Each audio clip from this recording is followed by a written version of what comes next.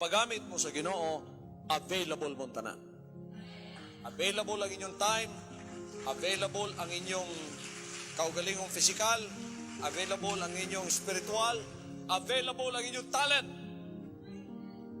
If you will not make yourself available to the Lord will not use you. O ba, available lang akong talent pagkang akong pangalan makita. Pero kung si pastor may makita, dili ko ang akong talent, ako warani. Di imuha na lang. I am always available for the Lord. Lord, di ako. Anytime kami ito kunin mo, available ang tanan ganiya kanako. Kita kinahanglan magpailog, maaghop, maayo, o matinabangon.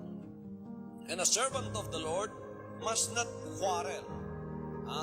Dili manggiawayon. Dili harmful ba?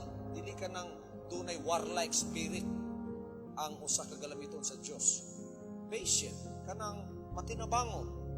Gentle, dili makigbisugon, dili makigubaton. Ang number 1 ko sa away, pride. Kanang pagpahitason. No? Gusto nimo ikay makita. Makahagit na ngadto sa uban.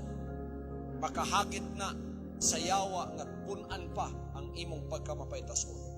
Matinabangon, bunga sa espiritu, makiangayon, and dili palabi-labihon. Kung imo siyang tanawon, mas gusto pa niyang tuwa siya sa pinakaubos na dapit. Mao nang nakasubay na siya sa Diyos. Bisan unsay ipabuhat sa iyaha. There is no preference in his ministry.